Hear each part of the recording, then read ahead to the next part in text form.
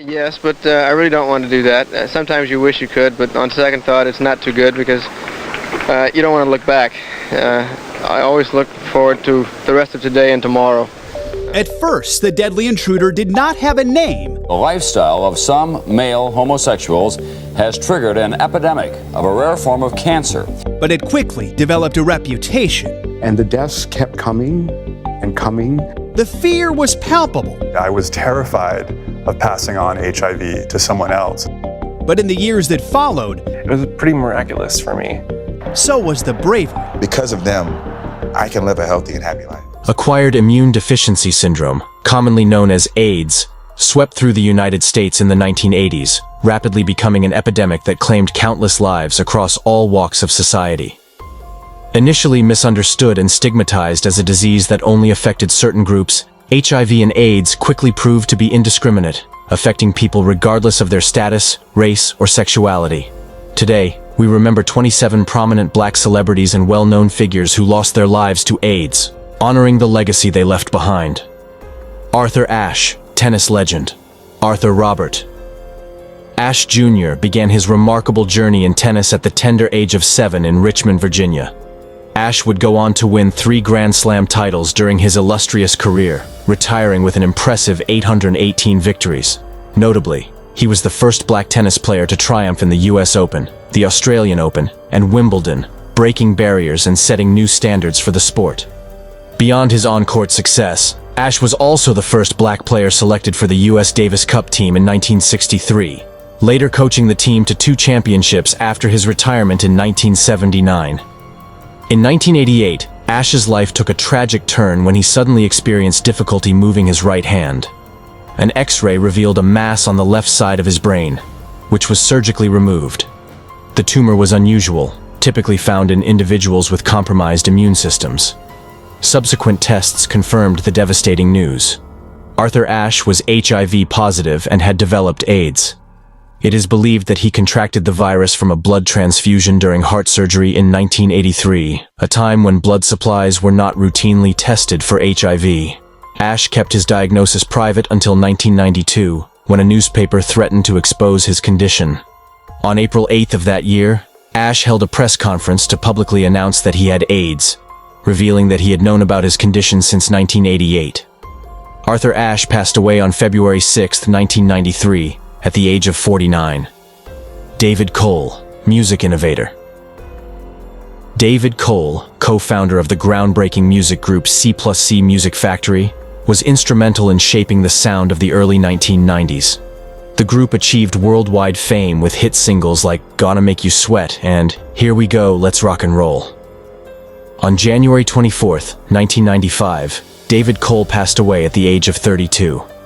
While his official cause of death was spinal meningitis, there were speculations within the music industry that he died from AIDS-related complications. In memory of Cole, Mariah Carey released the single One Sweet Day with Boyz II Men in November 1995, a song that resonated with millions around the world. Eazy-E, the godfather of gangsta rap.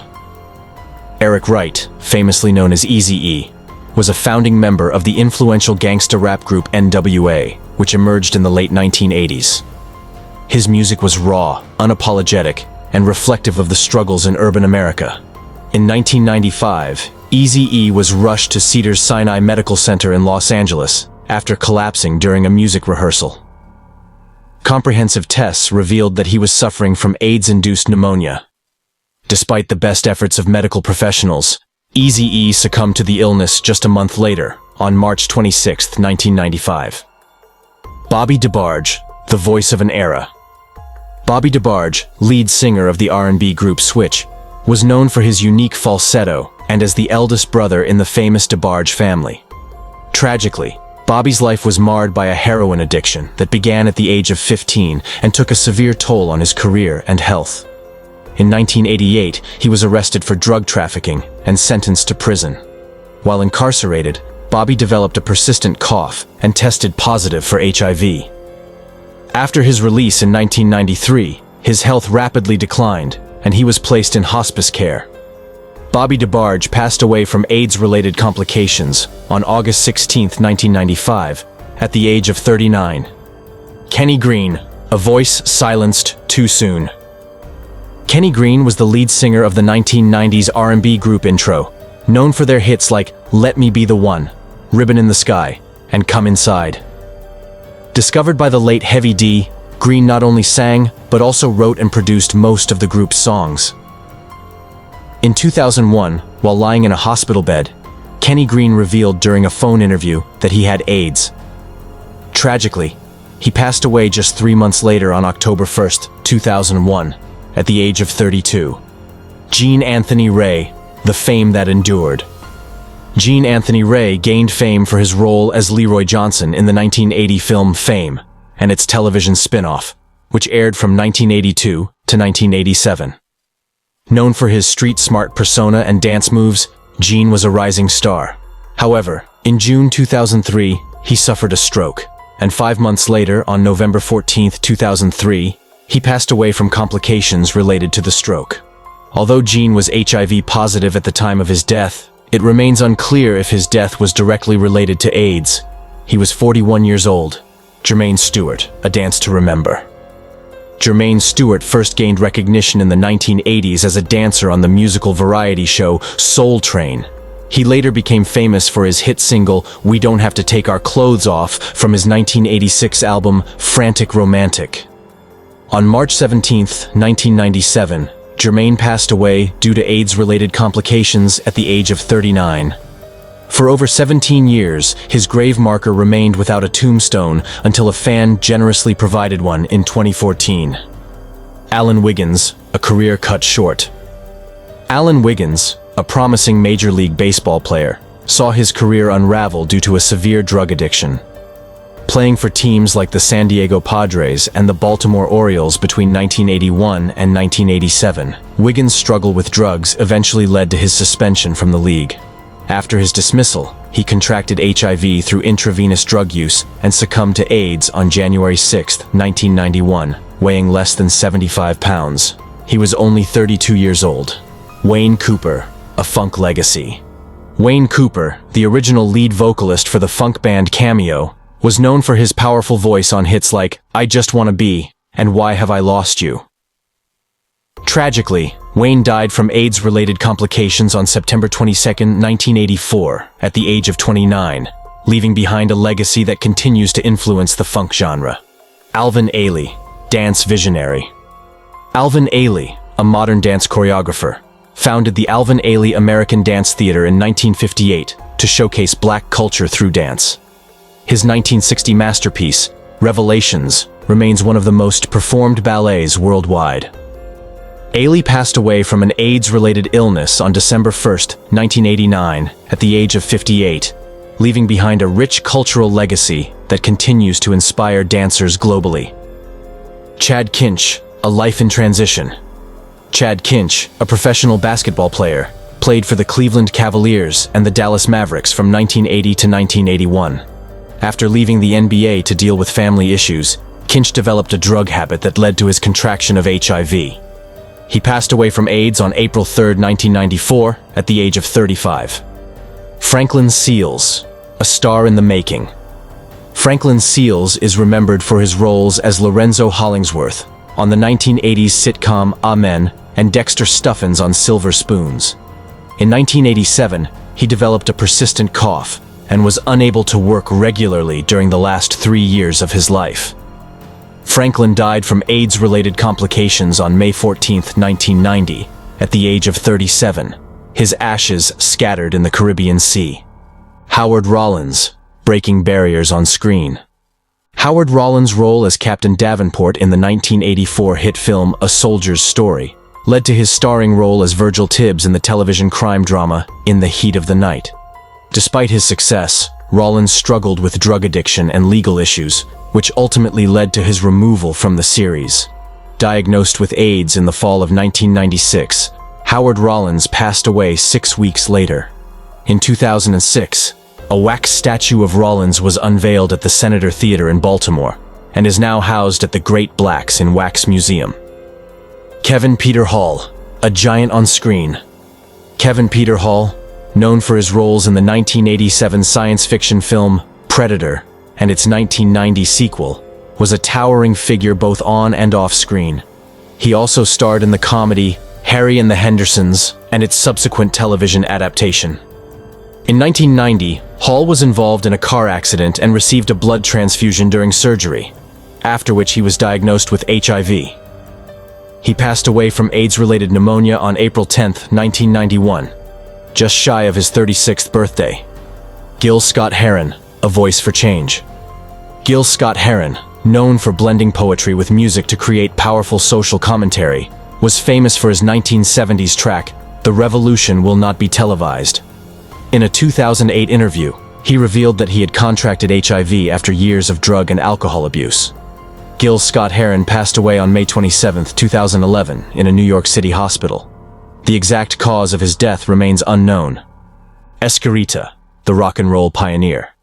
Escarita, an incredible pianist, R&B singer, and songwriter, was known for his frenetic performances and is often cited as an influence on rock and roll legend Little Richard. Some music historians even argue that Escarita was the true originator of rock and roll. He passed away from AIDS on October 23, 1986. Max Robinson, a trailblazing journalist. Max Robinson made history as the first black news anchor in the United States. He gained global attention in 1978 when he became an anchor for ABC News and World News Tonight. In December 1987, Robinson was diagnosed with AIDS after being hospitalized for pneumonia. Despite the rumors surrounding his declining health, he kept his condition private until his death on December 20, 1988. He requested that his AIDS diagnosis be revealed posthumously to raise awareness within the black community. Larry Riley, a beloved TV star. Larry Riley, known for his roles in A Soldier's Story and the primetime soap opera Knots Landing, continued working after being diagnosed with HIV in 1990, keeping his condition a secret. After his death on June 6, 1992, his wife revealed that he had died of AIDS at the age of 38. Sylvester, the Queen of Disco. Sylvester, who earned the moniker Queen of Disco, was celebrated for his flamboyant style, falsetto voice, and hits like You Make Me Feel Mighty Real. In 1985, after his boyfriend Rick Cranmer passed away from AIDS, Sylvester noticed his own symptoms but refused to get tested. Eventually diagnosed with AIDS, he became too weak to perform, but continued to give interviews about his illness. Sylvester passed away on December 16, 1988, at the age of 41, leaving a will that designated royalties from his music to AIDS charities. Charlie Barnett, a comedy legend. Charlie Barnett, a comedian who made his mark in the late 1970s, was known for his roles in the 1983 film DC Cab and as Noogie on the television series Miami Vice. He passed away from AIDS on March 16, 1996, at the age of 41. Dave Chappelle often credits Barnett as a major influence on his comedy career. Willie Smith, a fashion visionary. Willie Smith, one of the most successful young black fashion designers in history, passed away unexpectedly on April 17, 1987, at the age of 39. After being hospitalized for shigellosis and pneumonia, it was revealed that Smith had AIDS, a diagnosis he was unaware of until he was hospitalized. At the time of his death, his clothing company, Willie Wear Limited, had grossed over $25 million in sales. Sharon Redd, a disco diva. Sharon Redd, a singer, dancer, and songwriter, began her career as a background singer and later became a solo vocalist, releasing many disco hits in the early 1980s, including Love How You Feel and In the Name of Love. She passed away on May 1, 1992, from AIDS-related pneumonia. Isaac Asimov, literary giant. Although not widely known in his lifetime, Isaac Asimov, the prolific science fiction writer and biochemist, contracted HIV from a blood transfusion during heart surgery in 1983. The virus eventually led to AIDS, which Asimov kept private at the time of his death in 1992. His story only came to light years later when his widow, Janet, revealed the cause of his death. Asimov's contributions to literature and science remain immense, with works like Foundation and I, Robot still influencing contemporary science fiction. Tommy Ross, legendary drag queen. Tommy Ross, a trailblazer in the drag community, was known for her dazzling performances and activism. She won numerous pageants, including Miss Black America, and used her platform to raise awareness about LGBTQ+ issues. Ross was also an advocate for HIV/AIDS education, openly discussing her status to break down stigma. She passed away in 2000 from AIDS-related complications, leaving a legacy of courage and beauty. Peter Allen, the boy from Oz. Peter Allen, an Australian singer-songwriter and entertainer, was known for his exuberant performances and hit songs like I Go to Rio. He also co-wrote Arthur's theme, Best That You Can Do, which won an Academy Award. Allen was diagnosed with AIDS in 1986 and passed away in 1992. His life was later immortalized in the Broadway musical The Boy from Oz, starring Hugh Jackman. Glenn Burke, the first openly gay MLB player. Glenn Burke, an outfielder for the Los Angeles Dodgers and Oakland Athletics in the 1970s, is remembered as the first openly gay Major League Baseball player. Despite his talent, Burke faced discrimination and was forced out of the sport. He later became a prominent figure in the gay community and an advocate for LGBTQ+ rights. Burke contracted HIV in the 1980s and died from AIDS-related complications in 1995 at the age of 42. Brad Davis, actor and activist. Brad Davis, best known for his role in the film Midnight Express, was an actor who fearlessly took on challenging roles and used his platform to speak out on issues such as AIDS awareness. After being diagnosed with HIV in the 1980s, Davis kept his condition private to avoid professional stigma. He passed away from AIDS-related complications in 1991 at the age of 41. His widow later revealed his battle with the disease, sparking important conversations about the treatment of people with HIV/AIDS in the entertainment industry. And while we may not have known these celebrities personally, their work, public personas, and cultural impact made us feel connected to them. Grieving their loss is valid, and it's important to give ourselves space and time to process these emotions. We can honor their memory by engaging with their art, participating in memorials, or simply acknowledging the influence they had on our lives. If you enjoyed this video, please like, share, and subscribe to our channel for more content like this. Thank you for watching, and we'll see you in the next video.